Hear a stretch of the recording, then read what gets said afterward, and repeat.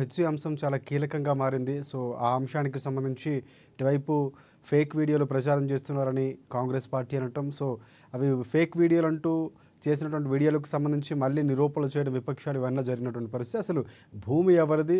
ప్రభుత్వం కష్టపడి మేము గెలిచాం, ఎన్నో రోజులు నిరీక్షణకు ఫలితం వచ్చినటువంటి పరిస్థితులు ఇలాంటి విపక్షాలు పక్కదారి పట్టిస్తున్నాయి. అక్కడ ఎటువంటి మోగజావాలు లేవని చెప్పినటువంటి నేపథ్యం అంతా అంశాలు మనం చూస్తాం.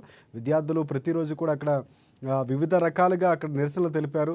సో, కొంతమంది పోలీసులు విచక్షణ రహితంగా దాడి చేశారు విద్యార్థులపై అంటూ కూడా ఆరోపణలు వచ్చాయి. సో, ఈ అంశాలకు సంబంధించి విద్యార్థులు ఎవరైతే ఉన్నారో జైలుకి వెళ్ళారో వారికి సంబంధించి ఇద్దరు రిమాండ్లో ఉన్నారు.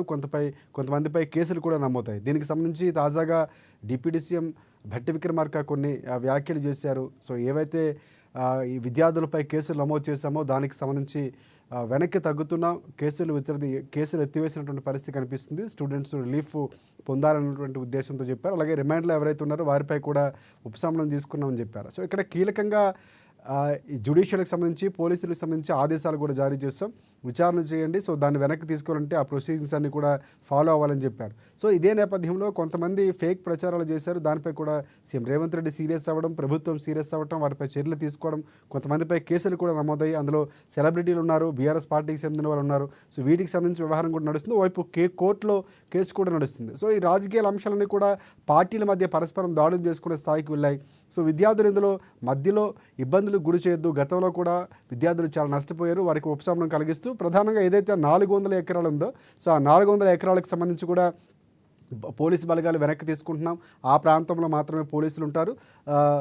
అంటే సొంతంగా సెక్యూరిటీ పెట్టుకోవాలి అన్నటువంటి సందర్భాలు కూడా వీసీకి చెప్పినటువంటి పరిస్థితులు. సో, ఇక్కడ విద్యార్థులు ఏ సమస్యలు చెప్పినా స్టూడెంట్స్ వినడానికి సిద్ధంగా ఉన్నాం, వారి సలహాలు సూచనలు పాటిస్తామని వైపు ముఖ్యమంత్రి రేవంత్ రెడ్డితో పాటుగా డిప్యూటీ సీఎం భట్టి విక్రమార్క చెప్పారు. సో, ఈ అంశాలు కొనసాగుతున్నాయి. సో, ప్రజెంట్ హెచ్‌సి అంశం చాలా కీలకంగా మారింది. వివిధ సెలబ్రిటీలు, జంతు ప్రేమికులు కూడా స్పందిస్తున్నారు. సో, ఇక్కడ విద్యార్థులపై కేసులు వెనక్కి తీసుకోవడం అనేది ఒక మంచి విషయంగా కొంతమంది చెప్తున్నటువంటి పరిస్థితి ఉంది. సో, మొత్తం అంశాలు మనం మాట్లాడదాం ఈరోజు డిబేట్ పాయింట్లో. సో, ప్రధానంగా మనతో పాటు టీపీసీసీ అధికార ప్రతినిధి డాక్టర్ శివకుమార్ లాల్ కాంగ్రెస్ పార్టీని జాయిన్ కాబోతున్నారు. వారికి నమస్కారం. అలాగే బీజేపీ పార్టీకి సంబంధించి టీపీసీసీ, అందులో ప్రధానంగా టీపీసీసీ అధికార ప్రతినిధి, బీజేపీ పార్టీకి సంబంధించి కూడా అధికార ప్రతినిధి మనకి గంగాపురం వెంకటరెడ్డి గారు ఉన్నారు. సో, అలాగే మరొక బీజేపీకి సంబంధించినటువంటి నేతలు ఎలా అయితే ఉన్నారో ఇటువైపు బీఆర్ఎస్ పార్టీకి సంబంధించి రామ్మోహన్ గారు మన కాసేపట్లో జాయిన్ కాబోతారు. అలాగే ప్రముఖ రాజకీయ విశ్లేషకులు బండారు రామ్మోహన్ రావు ఉన్నారు, వారికి కూడా ప్రత్యేక నమస్కారం. అందరికీ నమస్కారం. ముందుగా మనం ఒకసారి బీజేపీ పార్టీకి సంబంధించి మొదలు పెడదాం. ఎస్, అధికార ప్రతినిధి మనకి వెంకటరెడ్డి గారు ఉన్నారు. వెంకటరెడ్డి గారు నమస్తే అండి. రామ్మోహన్ గారు అందరికీ కూడా నమస్తే. ఎస్, వెంకటరెడ్డి గారు ఏంటంటే కేసులు పెడుతున్నారు, ఇబ్బందులు గురి చేస్తున్నారు, ప్రభుత్వంపై పదే విమర్శలు చేశారు. సో, గత ప్రభుత్వం లాగా ఇక్కడ విద్యార్థుల్ని బలిపశువులు చేయడమో లేకపోతే వారిని ఉసుగొలిపితే వారు అక్కడ ఉద్యమాలు చేయడానికి వచ్చారని విమర్శించిన నేపథ్యంలో వారిని మధ్యలో ఇబ్బందులు గురి చేయొద్దని కేసులు వెనక్కి తీసుకున్నారు, వారిపై కేసులు ఉండి తొలగించారు. సో, ఈ అంశాన్ని ఏ విధంగా చూస్తుంది మీ పార్టీ, మీరేమంటారు? ఇప్పుడు ఒకటి, మనం చాలా కాలం నుంచి ఈ విషయం మీద మాట్లాడుతున్నటువంటి సందర్భము, హైదరాబాద్ సెంట్రల్ యూనివర్సిటీకి సంబంధించినటువంటి 400 ఎకరాలకు వివాదం కావడం అనేటువంటిది వాస్తవానికి మనకు అందరికీ తెలిసినటువంటిది. రాజ్యాంగబద్ధంగా భూముల మీద రాష్ట్ర ప్రభుత్వాలకి హక్కులు ఉంటాయి. 50 సంవత్సరాల క్రితం దాన్ని బదలాయించడం జరిగింది. సరే, టెక్నికల్గా రెవెన్యూ రికార్డ్స్లో బదలాయించినారా లేదా అనేటువంటి ప్రశ్న అనేక అనుమానాలకు వాళ్ళ దారితీస్తున్నటువంటిది. సరే, వాళ్ళకి పొజిషన్ ఇచ్చినారు, సెంట్రల్ యూనివర్సిటీకి వాళ్ళు వాడుకుంటున్నటువంటి పరిస్థితి. ఇవాళ 400 ఎకరాలు మాది అని చెప్పి తీసుకున్నటువంటి పరిస్థితుల్లో రేవంత్ రెడ్డి గారి ప్రభుత్వం తీసుకున్నటువంటి నిర్ణయం ఏదైతుందో అది గాడి తప్పినటువంటి నిర్ణయం అని చెప్పి వాళ్ళు తీసుకుంటున్నటువంటి నిర్ణయాలను బట్టి మనకు అర్థమవుతున్నటువంటిది. అన్ని రాజకీయ పార్టీలు, Bharatiya Janata party, BRS party, కమ్యూనిస్టుకు సంబంధించినటువంటి వాళ్ళు, ప్రజా సంఘాలు, విద్యార్థి సంఘాలు, రాజకీయాలకు అతీతంగా సైద్ధాంతిక విభేదాలను పక్కకు పెట్టి కేంద్ర యూనివర్సిటీలో ఇవాళ వాళ్ళు ఉద్యమం చేయడం వల్ల ఒక స్థాయిలో, జాతీయ స్థాయిలో దీనికి ఒక గుర్తింపు అనేది లభించింది. మా గౌరవ కేంద్ర మంత్రి, రాష్ట్ర అధ్యక్షుడు కిషన్ రెడ్డి గారు కేంద్ర మంత్రులతో దీన్ని తీసుకుపోవడం అనేటువంటి జరిగింది. దానికి ఒక ప్రాధాన్యత ఏర్పడినటువంటి సందర్భం. సరే, ఏదైతేనేమి ప్రభుత్వం వెనుకబడుగు వేయాల్సినటువంటి అవసరం, ఉద్యమాలకు వెనక్కి రావాల్సినటువంటి అవసరం మాత్రం ఏర్పడ్డది. అది వాళ్ళు ఇంకా శషభిషలకు పోకుండా ఈగో ప్రాబ్లమ్స్ నుంచి బయటకు వచ్చి ఆ 400 ఎకరాలు ఏదైతే ఉందో అది కేంద్ర యూనివర్సిటీ అని చెప్పి ప్రకటిస్తే అయిపోతుంది. సరే, సుప్రీంకోర్టులో గౌరవ సుప్రీంకోర్టులో, గౌరవ హైకోర్టులో ఈ కేసుకు సంబంధించినటువంటి విచారణ జరుగుతున్నది కాబట్టి సరే కోర్టు ఏం నిర్ణయిస్తుంది అనేటువంటిది వేరే సంగతి. కోర్టు ఏం నిర్ణయించినా నిర్ణయించకపోయినా కూడా ప్రభుత్వం అఫిడవిట్ ద్వారా ఆ భూమి వాళ్ళకే ఇచ్చేస్తున్నామని చెప్తే అక్కడి కేసు క్లోజ్ అయ్యేటువంటి అవకాశం ఉంటుంది. రామ్మోహన్ గారు చెప్పాలి దీని మీద ఇంకా లీగల్గా ఏంది అనేటువంటి దాని మీద. ఒకటి మాత్రం చాలా స్పష్టంగా మనకు కనపడుతున్నటువంటిది, ఫస్ట్ టైము రేవంత్ రెడ్డి గారి ప్రభుత్వం వెనక్కి వచ్చినటువంటి పరిస్థితి. చాలా విషయాల్లో వెనక్కి వస్తున్నాడు. హైడ్రా ఉంది, వెనక్కి వచ్చినట్టే లెక్క. ఇచ్చిన హామీలను అమలు పరచలేక వెనక్కి వస్తున్నట్టే లెక్క. కాబట్టి రివర్స్లో ఈ ప్రభుత్వం నడుస్తుంది అనేటువంటి చాలా స్పష్టంగా కనపడ్డది. అయితే మంత్రివర్గ ఉపసంఘం ఏదైతే బట్టి విక్రమార్క ఆధ్వర్యంలో ఏర్పాటైందో వాళ్ళు చర్చించి ఒకవైపున పార్టీకి సంబంధించినటువంటి అబ్జర్వర్ ఎవరైతే ఉన్నారో, కేంద్ర పార్టీ అబ్జర్వర్ ఎవరైతే ఉన్నారో మీనాక్షి నటరాజన్ గారు కూడా దీంట్లో కొంత జోక్యం చేసుకుని సంప్రదింపులు జరగడము ప్రజా సంఘాలతో, విద్యార్థి సంఘాలతో, మంత్రివర్గంతో.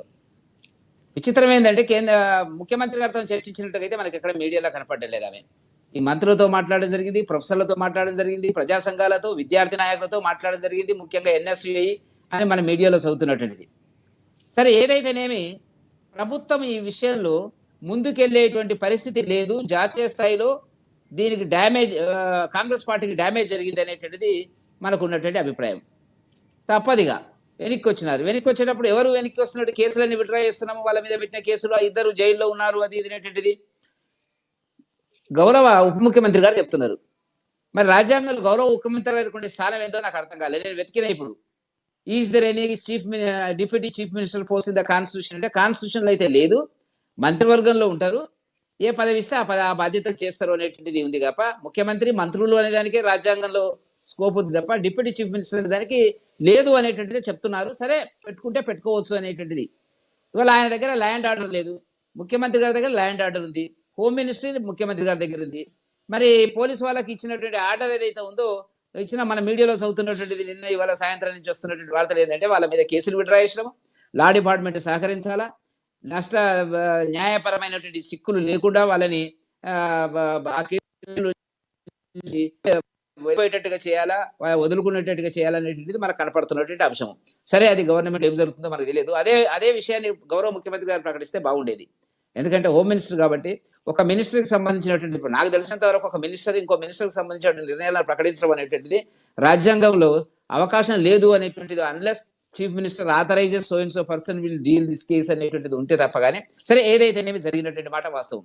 కాకపోతే ఒకటి మాత్రం మనం గుర్తుంచుకోవాలా, అనవసరంగా కేంద్ర విశ్వవిద్యాలయంలో జోక్యం చేసుకుని చేతులు కాల్చుకున్నది కాంగ్రెస్ పార్టీ, కాంగ్రెస్ ప్రభుత్వం అనేటువంటి చెప్పక తప్పదు. వాళ్ళు ఏం చెప్పినా విద్యార్థుల మీద కేసులు ఉన్నాయా ఉన్నాయి, మేమేదో చాలా హృదయంతో, గౌరవ హృదయంతో, ఓపెన్ హార్ట్తో మేము ఈ కేసులను విడ్రా చేస్తున్నాము అనేటువంటి పద్ధతి ఏం చెప్పినప్పుడు కూడా జాతీయ స్థాయిలో ఈ దానికి వచ్చినటువంటి ప్రాధాన్యత ప్రభుత్వం జాతీయ స్థాయిలో వెళ్ళిపోయినటువంటిది ఏమిటి, కేంద్ర యూనివర్సిటీకి సంబంధించి 400 ఎకరాలు అమ్ముకుంటున్నారు రేవంత్ రెడ్డి ప్రభుత్వం అనేటువంటి చర్చ పోవడం వల్ల డ్యామేజ్ అయినటువంటిది. ఆ డ్యామేజ్ ఎక్సర్సైజ్ కంట్రోల్లోనే ఈ భాగం కింద ఇది జరిగిందని చెప్పి నేను భావిస్తున్నాను. ఇప్పటికన్నా కూడా ప్రజా సంఘాల, ప్రజల తరఫున, తెలంగాణ ప్రజల తరఫున, విద్యార్థుల తరఫున, ప్రొఫెసర్ల తరఫున జరగవలసింది ఏంటంటే ఆ 400 ఎకరాలు వాళ్ళకి మేము ఇచ్చేస్తున్నామని చెప్తే కేసు సమాప్తమవుతుంది. ఇక్కడ ప్రెస్టేజ్కి పోవాల్సిన అవసరం లేదని చెప్పి నేను భావిస్తున్నాను. ఇకపోతే మధ్యన మీరు అన్నట్టుగా ఏంటంటే ఆర్టిఫిషియల్ ఇంటెలిజెన్స్ వచ్చింది, అది వచ్చింది, ఇది వచ్చింది, రకరకాలుగా ఆ కేసులు మాత్రం ఉంటాయి అని చెప్పుకుంటున్నారు. సరే దానికి సంబంధించిన ఏంది అనేటువంటిది మనకి కొంత ఆలోచిస్తే తప్ప తెలియదు. కాకపోతే అంటే ప్రధానంగా చాలా వీడియోలు ఫేక్ వీడియోలు సోషల్ మీడియా వచ్చాక ఏది నిజమో ఏది అబద్ధమో తెలుసుకోవడానికి కూడా కష్టం, కొన్నిసార్లు నమ్మాల్సినటువంటి పరిస్థితులు కూడా ఏర్పడుతున్నాయి. అయితే ఈ పోస్టులు అప్లోడ్ చేస్తున్నారు కానీ ఇందులో కిషన్ రెడ్డి లాంటి వారు కూడా పోస్టులు తొలగించారు, మళ్ళీ వాళ్ళు అప్లోడ్ చేసిన పోస్టులు తొలగించారు. ఇప్పుడు ఉండొచ్చు, చాలా రకాలుగా వచ్చింది. ఇప్పుడు ఒక్కటి మాత్రం ఏంటంటే అక్కడ జంతువులు ఉన్నాయా లేదా, జింకలు ఉన్నాయా లేదా, పక్షులు ఉన్నాయా లేదా, ఇది చెప్పాలా గవర్నమెంట్. ఉన్నాయా లేవా, లేకుంటేనే ఒక ఫేక్ వీడియో క్రియేట్ చేయబడిందా అంటే చాలా నేరం, అది చెప్పడం లేదు. రైట్, అంటే ఉన్న వీడియోకి కొంత జోడించడం, కొంచెం మసాలా యాడ్ చేయడం, మసాలా కథా చిత్రం అది ఉంటది కదా. ఇప్పుడు సినిమాల్లో మనకు కనపడుతుంటది కదా, మీకు తెలియదు ఏముంది, కొద్దిగా దాన్ని ఇటు అటు కలర్ఫుల్ గా చేసేటువంటి పరిస్థితి.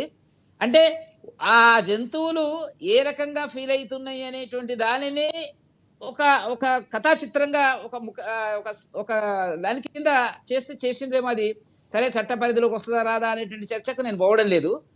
అయితే ఒకటి, అక్కడ జింకలు ఉన్నాయి, అక్కడ పక్షులు ఉన్నాయి, రకరకాల పక్షులు ఉన్నాయి, ఇతర జంతువులు ఉన్నాయి అనేది వాస్తవం. అవి బజార్లోకి రైట్ వచ్చినాయి, రోడ్డుకి వచ్చినాయి, చనిపోయింది అనేటువంటిది కూడా నేను ఒకటి రెండు అక్కడ ఇప్పుడు అది ఎవ్వరు చెప్పరు. మీకు నాకు తెలియకపోవచ్చు, రామ్మోహన్ గారికి తెలియకపోవచ్చు, ప్రొఫెసర్లకు తెలుసు, విద్యార్థులకు తెలుసు. వాళ్ళ వాళ్ళ ఇన్ఫర్మేషన్ ఇంపార్టెంట్ మనకు అక్కడ. కాబట్టి ఇప్పుడు దాన్ని పట్టుకొని ఈ లాగడం కంటే గౌరవప్రదంగా రేవంత్ రెడ్డి గారి ప్రభుత్వము వెనక్కి రావడం అనేటువంటిది మంచిది అని చెప్పి భారతీయ జనతా పార్టీగా మేము భావిస్తున్నటువంటి. రైట్. మనకి బీఆర్ఎస్ పార్టీకి సంబంధించి రామ్మోహన్ గారు ఉన్నారు. రామ్మోహన్ గారు నమస్తే అండి. అండి పెద్దలందరికీ నమస్తే. రామ్మోహన్ గారు చాలా కీలకంగా అంటే విద్యార్థులపై కేసులు ఎత్తేయడం అంటే మీ ప్రభుత్వంలో జరగలేదు, మా ప్రభుత్వంలో ఒకవేళ తప్పిదాలు జరిగితే మేము ఉపసంహరించుకుంటామని కాంగ్రెస్ పార్టీ ముందుకు వచ్చింది. సో ఆ జరుగుతున్న రాద్ధాంతం ఏదుందో హైకోర్టు ఒక తీర్పు ఇచ్చేంత వరకు అక్కడ పోలీసుల మోహరింపు ఆ 400 ఎకరాల్లో మాత్రమే ఉంచింది, మిగతా ప్రాంతాల్లో మినహాయించింది. సో దానికి కొన్ని ప్రొసీజింగ్స్ ఫాలో అవుతుంది. సో సమస్యలు వింటామని చెప్తుంది. సో మంచి పరిణామం అంటారా? మీ పార్టీకి సంబంధించి ఏ విధంగా ఫీల్ అవుతారు? మొట్టమొదటిగా మనం గమనించాల్సింది రేవంత్ రెడ్డి యొక్క పనితీరు. ఆయన మరొకసారి అత్యంత ఘోరంగా విఫలమైపోయాడు తెలంగాణ పరిపాలించే విధానంలో కూడా. అంతకంటే విచిత్రం ఏంటంటే తెలంగాణ ఆత్మగౌరవం ఢిల్లీ దగ్గర తాకట్టు పెట్టేసింది ఆయన. ఒకసారి ఆలోచన చేయండి, ఇక్కడ ఉన్న మేధావర్గం, విద్యార్థి వర్గం, పౌర హక్కుల సంఘాలు, అదేవిధంగా రాజకీయ పక్షాలు, అందరు సామాజికవేత్తలు, అందరూ కూడా పర్యావరణవేత్తలు అందరూ కూడా వ్యతిరేకించారు. ఇక్కడ కేంద్రీయ విశ్వవిద్యాలయానికి సంబంధించిన భూముల దగ్గర పోవద్దు, అక్కడ జీవ వైద్యం దెబ్బతింటుంది, వృక్షాలను తీయొద్దు, అక్కడ జంతువులకు ఇబ్బంది అవుతుంది, పక్షులకు ఇబ్బంది అవుతుంది. ఎంత నెత్తినోరు మొత్తుకున్నా వినకుండా రాత్రి బుల్డోజర్ పెట్టి 2 PhD స్కాలర్లను తీసుకొని జైల్లో పెట్టి పిల్లలను భయపెట్టాలని చూసింది. కానీ ఇక్కడ విద్యార్థులు కీలకంగా వాళ్ళు పెద్ద ఎత్తున ఉద్యమం చేసి సమ్మేళనం పాటించి ఉద్యమం ద్వారా దీన్ని సాధించుకుని మొట్టమొదటిగా విద్యార్థి సంఘాలందరికీ కూడా శుభాకాంక్షలు తెలంగాణ వ్యాప్తంగా. కానీ మనం అందరం కూడా తెలంగాణ ఉద్యమ పటిమతో చేసి ఉద్యమాన్ని సాధితంగా కొనసాగించి ఇలా విజయం సాధిస్తే రేవంత్ రెడ్డి కనీసం సిగ్గుశరణలో పెట్టుకోవాలి. ఈ రోజు అక్కడి నుంచి వాళ్ళకి సంబంధించిన పార్టీకి సంబంధించినటువంటి రాష్ట్ర ఇన్ఛార్జ్ గారు వచ్చి, మీనాక్షి గారు వచ్చి అందరితో చర్చలు జరిపి ఒక ఇష్యూను సార్ట్అవుట్ చేయడం జరిగింది. అంటే మరి ఇంతకన్నా దౌర్భాగ్యమైన పరిస్థితి ఏముంటదండి? మనం విజయం సాధించి ఒక ఎత్తు అయితే ఇందులో ఇక్కడ ఉన్నటువంటి ముఖ్యమంత్రి చేత కాకపోతే ఢిల్లీ నుంచి పార్టీ వ్యవహారాల ఇన్ఛార్జ్ గారు వచ్చి అందరితో మాట్లాడి చర్చించి అందరిని ఒప్పించి ఈ రోజు ఈ నిర్ణయం తీసుకోవడం జరిగింది. కోర్టు అందరూ కూడా అక్షంతలు వేయడం జరిగింది ఈ యొక్క దీన్ని దెబ్బతే. కానీ రాత్రి డోజర్లు పెట్టి, పెద్ద ఎత్తున బుల్డోజర్లు పెట్టి సుమారుగా 100-150 కేసులు ఉపసంహరించుకోవడం ఒక మంచి పరిణామంగా చెప్పొచ్చు అంటారా రామ్మోహన్ గారు? తప్పకుండా విద్యార్థులకు ఏది మేలు జరిగినా అది తెలంగాణ వ్యాప్తంగా అందరు సంతోషించాల్సిన విషయం. ఎందుకంటే అత్యంత కీలకమైన భవిష్యత్తు గల వ్యక్తుల పిల్లలిద్దరు కూడా PhD స్కాలర్స్ కాబట్టి వారి భవిష్యత్తును దెబ్బతినకుండా ఇదంతా ఒత్తిడి ఎవరిదండి? కేవలం విద్యార్థి సంఘాలు అక్కడ నుంచి పార్టీ పరిశీలకులు వచ్చి చెప్పడంతోనే, లేకపోతే రేవంత్ రెడ్డి గారికి ప్రేమ ఉందని తెలంగాణ ప్రాంతం పైన కానీ తెలంగాణ విద్యార్థుల పైన అక్కడ ప్రేమ కనిపిస్తుంది మనకేమన్నా? అందరూ నెత్తినోరు మొత్తుకుంటే చేయని వ్యక్తి అక్కడ నుంచి హైకమాండ్ నుంచి పంపగానే చప్పుడు చేయకుండా ఒప్పుకున్నాడు. మరి ఇదే నువ్వు చేసిన పని కరెక్ట్ అయితే మరి మీ యొక్క ఇన్ఛార్జ్ గారికి చెప్పి, లేదు కరెక్ట్ అయిన పద్ధతి నేను కరెక్ట్ చేసిన అని చెప్పి వాళ్ళకి ఆమెను ఒప్పియాలి కదా, ఎందుకు ఒప్పియలేకపోయాడు మరి? కాబట్టి అందరికి అర్థమైపోయింది పూర్తిగా తప్పిన చేసింది. మరోసారి ఈయన యొక్క చేతకాంతనం బయటపడిపోయింది, డొల్లతనం బయటపడిపోయింది. అందుకే ఈయన ఉప ముఖ్యమంత్రి భట్టి గారితో ఆ విషయాలు చెప్పిస్తా ఉన్నాడు. మరి వచ్చిన వారు మీనాక్షి గారు కూడా ఈయనతో మాట్లాడకుండా కేవలం విద్యార్థి సంఘాలు, ప్రొఫెసర్స్, రిజిస్ట్రార్ తో గారు మాట్లాడడం జరిగింది. ఇంకొక విషయం ఏంటంటే మేము ఇక్కడ పోలీసుల పహారా కాస్తామని చెప్తాను. పూర్తిగా ఏదైతే యూనివర్సిటీ రిజిస్ట్రార్ గారికి సంబంధం ఉంది వాళ్ళు చూసుకుంటారు. కాబట్టి ఇందులో ప్రభుత్వం ఇప్పటికైనా కళ్ళు తెరిచి బేషరతుగా వారికి క్షమాపణ చెప్పి ఆ 400 ఎకరాల పైన ఎలాంటి హక్కులు మాకు లేవని, ఏమైనా ఒక టెక్నికల్ గా ఇష్యూ ఇప్పుడు పెద్దలు చెప్పారు, వెంకరెడ్డి గారు చెప్పినట్టు ఏమైనా లీగల్ గా రైట్స్ ఏమైనా ప్రభుత్వానికి రికార్డ్ పరంగా ఉంటే ఆ రోజు మరి వాటిని వెంబడి బదలాయించి వారి దగ్గర ఒక రిక్యులేషన్ లెటర్ తీసుకొని యూనివర్సిటీ నుంచి ఇమీడియట్ గా 400 ఎకరాలు యూనివర్సిటీ కేటాయించాలి. ఏదైతే 100 ఎకరాలు ప్రకృతి ధ్వంసం చేసిరో ఇమీడియట్ గా బేషరతుగా మళ్ళీ పెద్ద ఎత్తున చెట్లు నాటి దాన్ని చిన్న సైజు అడవిని తలపించే విధంగా తయారు చేయాలని చెప్పేసి మేము డిమాండ్ చేస్తాను. ఇటువంటి చేతకాని పనులు చేయకుండా మొట్టమొదటిగా ఈయన చేయాల్సింది ఏంటంటే, ఆయన తెలియదు విషయం, ఏ పరిపాలనలో ఎలాంటి అవగాహన లేదు. మొట్టమొదటిగా సీనియర్లు ఆలోచన చేయాలి. ఒక పార్టీ సంబంధం కాకుండా చెప్తున్నాను నేను. ఎందుకంటే అధికారం మీకు మ్యాండేట్ ఇచ్చారు ప్రజలు 5 సంవత్సరాలు కాంగ్రెస్ పార్టీకి. పరిపాలన చేత కాకుండా ప్రతిరోజు ప్రతి నిమిషం ఫెయిల్ కావడమే. ఇది ఎంతవరకు సంబంధించి నీకు తెలియకపోతే ఇక్కడ ప్రతిపక్షాలు ఉన్నాయి, అత్యంత మేధావులు చాలా మంది వివిధ పార్టీలలో, అందరి మించి అఖిలపక్ష సమావేశం ఏర్పాటు చేసి నీకు ఇది ఒక పని చేయాలనుకుంటున్నాను. ఎందుకంటే ఈ రోజు చెట్లు నరికివేత పెద్ద క్రిమినల్ కేసుగా ఈ రోజు స్థానిక MRO కార్యాలయంలో MRO గారికి అధికారంతో కేసులు బుక్ చేస్తా ఉన్నారు. ఎవరైతే చెట్లు నరికేస్తారో అనుమతి లేకుండా. ఈ రోజు ముఖ్యమంత్రి గారి పైన ఏం చేయాలి మరి?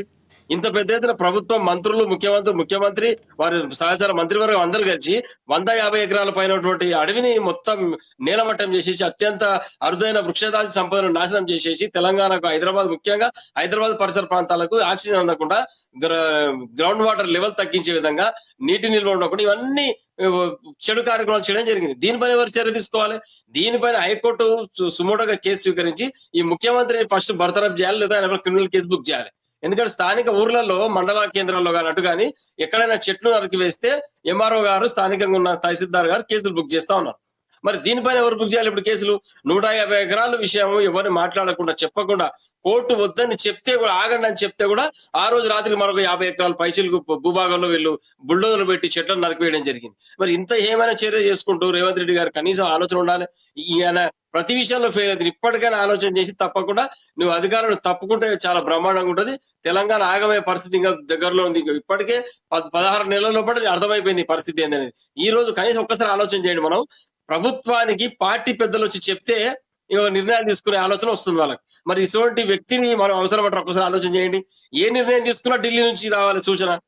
ఇంతగానో ఘోరంగా ఉంటుంది. ఈ విషయంలో మనం గెలిచి అనుకోవచ్చు, కానీ తెలంగాణ ఒక ఆత్మగౌరవం మీద తాకట్టు పెట్టిండు. ఇటువంటి అసమర్థ యొక్క నాయకత్వంలో కూడా మనం పనిచేస్తే ప్రజలకు మేలు జరగదు, ప్రజలకు అన్యాయం జరుగుతుంది, నష్టం జరుగుతుంది. కాబట్టి ఈ రేవంత్ రెడ్డి బేసెర్తిగా తెలంగాణ ప్రభుత్వానికి వదిలిపెట్టేసి తెలంగాణ ప్రజలందరూ క్షమాపణ చెప్పి గద్దె నుంచి దిగవని చెప్పేసి బీఆర్ఎస్ పార్టీగా డిమాండ్ చేస్తా ఉన్నాం. పదవి చేయలేనప్పుడు, దాని పరిపాలన సాగించే శక్తి లేనప్పుడు దిగిపోవాలన్నటువంటి వ్యాఖ్యలు చేస్తున్నారు. ప్రధానంగా మీ పార్టీ చాలా కీలకంగా కొన్ని నిర్ణయాలు తీసుకుంటుంది, అవి మీకు ఎదురు దెబ్బలు తగులుతున్నటువంటి విమర్శలు వినిపిస్తుంది. కానీ రేవంత్ రెడ్డి వెళ్తున్నటువంటి తీరు కొంతవరకు విమర్శలు దారితీస్తుంది. అసలు ఏం జరుగుతుంది? సో ప్రధానంగా కేసులు ఎత్తివేయడం మంచి సుపరిణామం, పార్టీలు కూడా స్వాగతిస్తున్నాయి. ఎందుకంటే జరిగినటువంటి ఇష్యూ రైజ్ చేయడంలో, లేకపోతే అక్కడ విద్యార్థులు కీలక పాత్ర పోషించారు, వారిపై కేసు నమోదై వెనక్కి తీసుకున్నారు. సో ఇక్కడ మీ పార్టీకి సంబంధించి ఎందుకు ఇలాంటి నిర్ణయంతో వెళ్ళబోతుంది? స్టూడెంట్స్కి సంబంధించి సమస్యలు కూడా వింటామని చెప్తుంది. ఏమంటారు మీరు?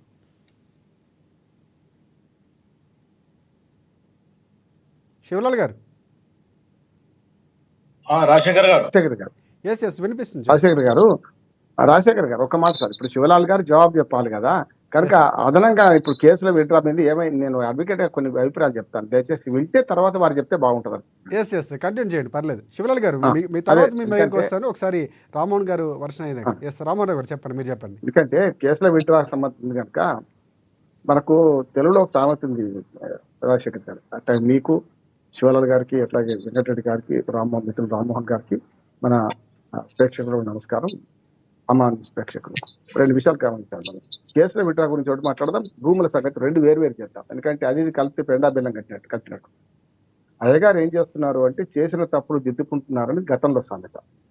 కానీ ఇప్పుడు ఏ గారని, గతంలో కేసీఆర్ గారు కానీ వీళ్ళు కానీ చేసిన తప్పులే మళ్ళీ చేశారు. అందుకని వాళ్ళు అధికారాన్ని దిగిపోయారు. వీళ్ళు అధికారంలోకి వచ్చి కూడా మళ్ళీ 15 నెలలు అంతకంటే ఎక్కువ బదనాం అయ్యాను నేను అంటున్నాను. వాడి మీద ప్రేమ, వీళ్ళ మీద ద్వేషం ఏం లేదు. 2 విషయాలు వెంకటరెడ్డి గారు బాగా చేస్తుంది. నేను నిష్పక్షపాతంగా మాట్లాడుతున్నా. గతంలో కేసీఆర్ గారు చేసి చెప్పి తప్పుల్ని వీళ్ళు కొనసాగిస్తున్నారు. ఉదాహరణ ఫిరాయింపుల నుంచి మొదలుపెట్టి ఇవాళ 2 అడుగులు ముందుకు 4 అడుగులు వెనక్కి పోతుంది ప్రభుత్వం అంటున్నారు. 2 అడుగులు ముందుకు 4 అడుగులు వెనక్కి. ఒకటే కాదు, మీరు ఫోన్ ట్యాపింగ్ నుంచి మొదలు పెట్టండి, హైడ్రా, మూసి, నగచర్ల, మొన్న మన న్యూ సిటీ, ఎంసిటీ అంటుందండి చెప్పాలి, ఈ సిటీ, ఇవాళ ఈ కేసులు. నేను ఏమంటున్నాను, ఏది మొదలు పెట్టాలో అది మొదలు పెట్టకుండా మొదలు పెట్టి మా ఇష్టమైన పని చెప్పి ఇవాళ మనకి ఎందుకు వెనుకోల్పోతున్నారు అంటే చేసేటప్పుడు ఆలోచించాలంటున్నాడు. అడుసు దొక్కనేలా కాలు కడగనేలా అని సామెత. అడుసు దొక్కుతున్నారు, కాలు గడుపుకుంటారు, అంటున్నాను. 1, 2 కాదు, ఇప్పుడు నేను 10 కేసులు చెప్తాను ఈ విషయాల్లో. దాని ముఖ్యమైన కారణం ఏంటంటే ఆలోచించి మాట్లాడితే మంచిది, ఆలోచిస్తే చెడ్డది. జరుగుతుంది అదే. ఆలోచించకుండా మాట్లాడేస్తున్నారు. ఒక మాట చెప్తాను, అక్కడ గుంట నక్కలు తప్ప జింకలు లేవు, పక్షులు లేవు అన్నారు. గుంట నక్కలు అయితే దొరకలేదు నాకైతే. నేను కూడా పోయి వచ్చిన యూనివర్సిటీకి, గుంట నక్కలు దొరకలేదు. కానీ ఇప్పుడు పక్షులను జమ్మలు దొరుకుతున్నాయి. రెడ్డి గారు మాటతో ఒక మాట ఏకీవిస్తున్నారు. ఎందుకంటే టెక్నాలజీ పెరిగిన తర్వాత దుర్మార్గంగా మార్పింగ్ చేస్తున్నారు. వాళ్ళ అసలు హనుమాన్ చాలీసా ఏమన్నట్టు మార్పింగ్ కూడా వచ్చింది. నేను వెంటనే మార్పింగ్ అయ్యా తీసేయండి అని చెప్పిన. వాళ్ళు డిబేట్ కూడా పెట్టిన అదిగో పులేంటి ఇదిగో తోక, అంతే కదా. ఇవి జరుగుతుంటాయి కాదంటలేదు. కానీ దాన్ని ఆధారం చేసుకొని అంత బోగస్ అంటే కరెక్ట్ కాదు కదా. క్షేత్రస్థాయిలో అక్కడ ఏం జరుగుతుందో తెలుసు. హైకోర్టు నిరోధించేదాకా, నేను ఇందులో కూడా అంటున్నాను, హైకోర్టు చాలా తాత్సార్యం చేసింది.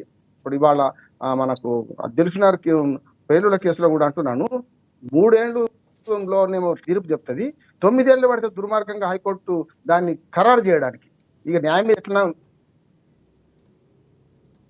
న్యాయస్థానం మీద ఎట్లా నమ్మకం ఉంటుంది? 3 ఏళ్ళలోనేమో ట్రయల్ కోర్టు తీర్పు చెప్పింది, 3 ఏళ్ళే 250 మంది సాక్షులను విచారించి. ఇవాళ 9 ఏళ్ళు పట్టింది అదే కేసులో ఏది ఖరారు చేయడానికి, కింది కోర్టు తీర్పును ఖరారు చేయడానికి. ఇది కూడా అంతే అంటున్నాడు. హైకోర్టు తప్పు చేసింది. హైకోర్టు 5 రోజులు పెండింగ్ పెట్టుకున్నది. దానికి మరి ఎవరు కారణం? కేసు పడగానే సుప్రీంకోర్టులో అయితే నిమిషాల మీద ఆర్డర్ ఇచ్చింది, 3:30 గంట సాయంత్రం 3:30 రిపోర్ట్ చేయమన్నది అన్నది కదా. అంటే ఇక్కడ ఏం జరుగుతుంది అంటే హైకోర్టులో మీ ఇన్ఫ్లుయెన్స్ ఏమైనా చేస్తున్నారా? నేను అడ్వకేట్ కనుక భయపడేది ఏం లేదు. అడ్వకేట్ ఇప్పుడు మనకు హైకోర్టులో ఇంత జాప్యం ఎందుకు జరుగుతుంది అని నేను అడుగుతున్నాను. ఒకటి. రెండోది ఏంటంటే ఇప్పటికైనా సరే వెనక్కి తీసుకుంటున్నాడు, కానీ వెనక్కి తీసుకోవడం అంత ఈజీ కాదు అంటున్నాడు. 3 ఏళ్ళు పెట్టవచ్చు కానీ 5 ఏళ్ళు బీకలేము. తెలంగాణలో సామెత 3 ఏళ్ళు పెట్టడం అంటే ఒక మొక్కను నాటడానికి 3 ఏళ్ళు సరిపోతాయి, కింద పెట్టవచ్చు. కానీ 5 ఏళ్ళు కాదు, మనం కౌగలించుకొని చెట్టు వృక్షమైన తర్వాత, మొక్క వృక్షమైన తర్వాత పెకిలిస్తుంది 5 ఏళ్ళు కాదు, మొత్తం అంతా కౌలించుకుని రాదు. ఇవాళ ఇక్కడ జరుగుతుంది, తెలంగాణ ఉద్యమకారుల మీద కేసులు ఇంకా నడుస్తున్నాయి సార్. నేను జస్టిస్ చంద్రకుమార్ గారు మేము మొన్ననే మన ప్రెస్ క్లబ్ ఓ మీటింగ్ పెట్టినాం. ఎన్నడో తెలంగాణ ఉద్యమకారుల మీద పెట్టిన కేసులు అన్ని పార్టీల మీద, బీజేపీ, టీఆర్ఎస్, కాంగ్రెస్ వాళ్ళ మీద కూడా ఉన్నాయి కేసులు, ఇంకా పోలేదు అవి. ఇప్పుడు మీరు పెట్టేటప్పుడు పెడతారు కానీ తీసేయడం కష్టం అంటున్నాడు. అందుకని న్యాయ నిపుణులు సంప్రదించాలి, తీసేసేటప్పుడు రేపు న్యాయ సమస్యలు రాకుండా ఉండాలని మీనాక్షి నటరాజు గారు చెప్పడమే కాకుండా భట్టి విక్రమార్క గారు ఆదేశించారు. ఇంతకుముందు మన బీజేపీ మిత్రుడు వెంకటరెడ్డి గారిని ఏకవిస్తున్నారు.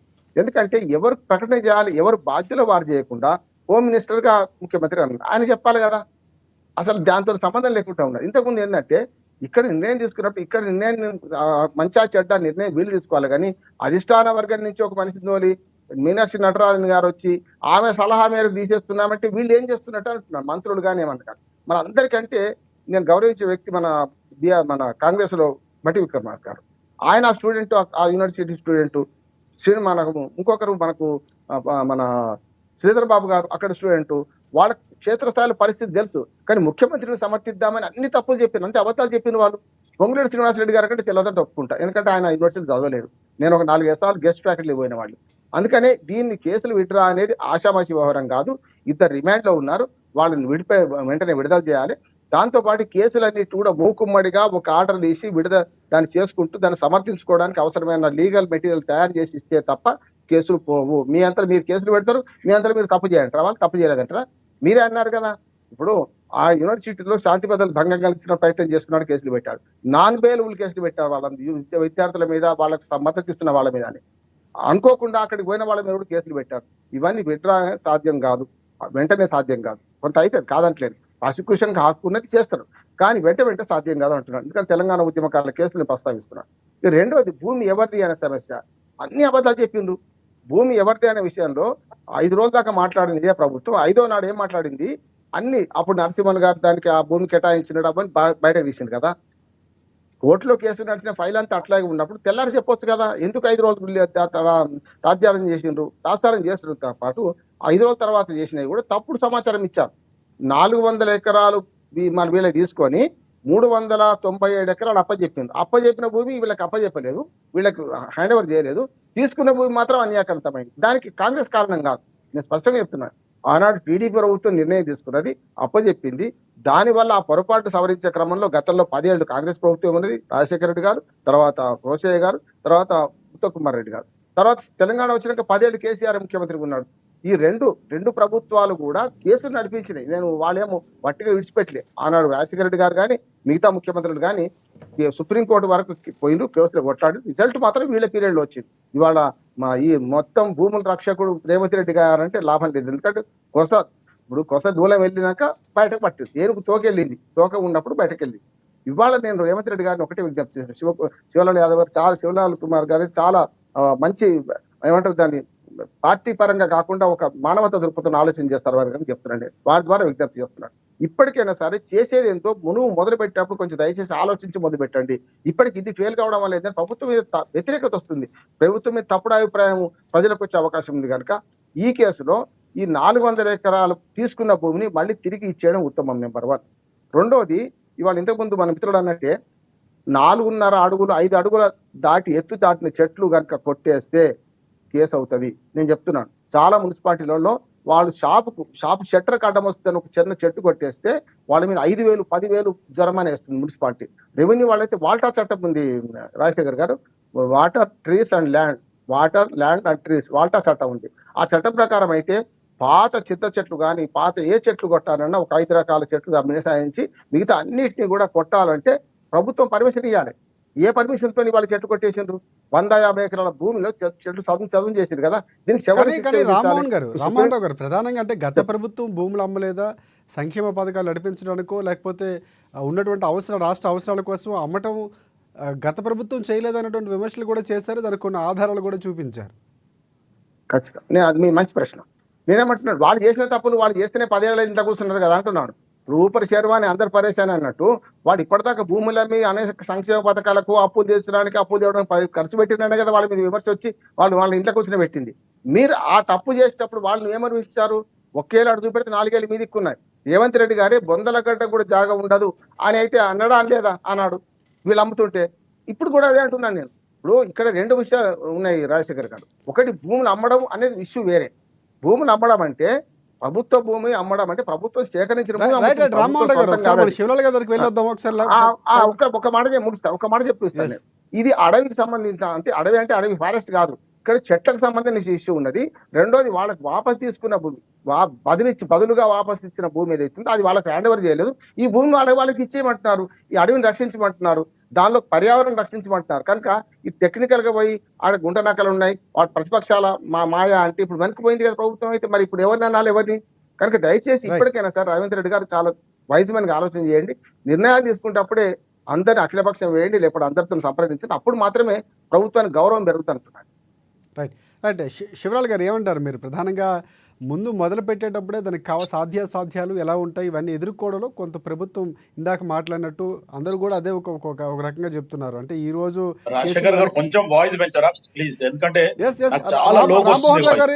రామ్మోహన్ రావు గారి వర్షన్ వినిపించిందా? ఇందాక వెంకటరెడ్డి గారు మాట్లాడింది, రామ్మోహన్ గారు మాట్లాడింది వినిపించిందా మీకు?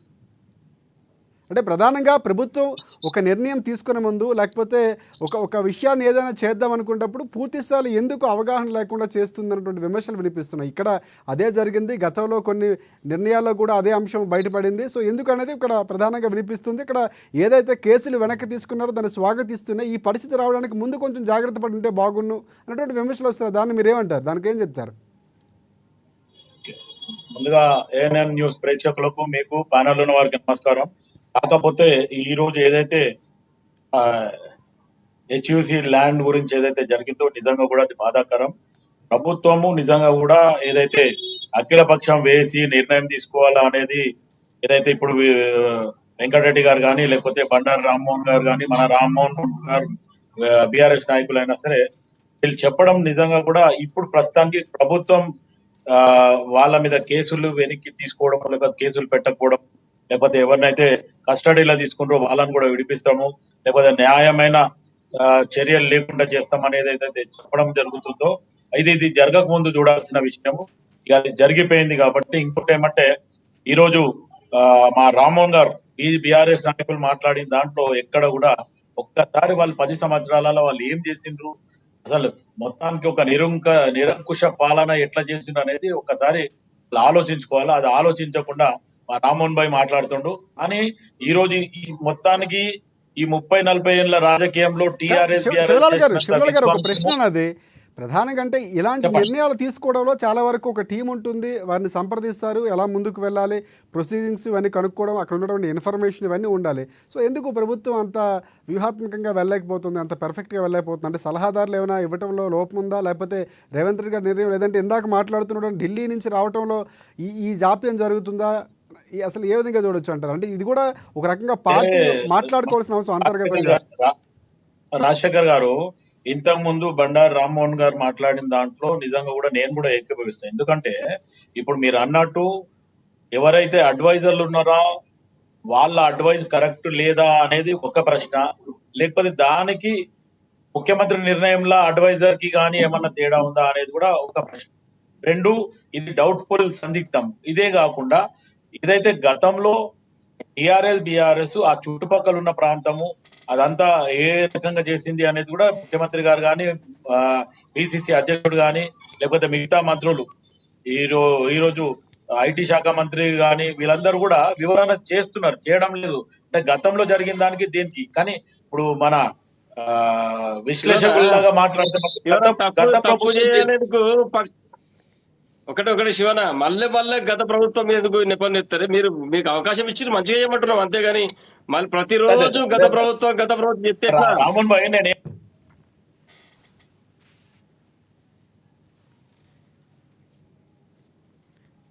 రైట్ శివలాల్ గారు లైన్ కట్ అయినట్టుంది. ఎస్ రామ్మోహన్ గారు చెప్పండి, ఏదో మాట్లాడుతున్నారు చెప్పండి.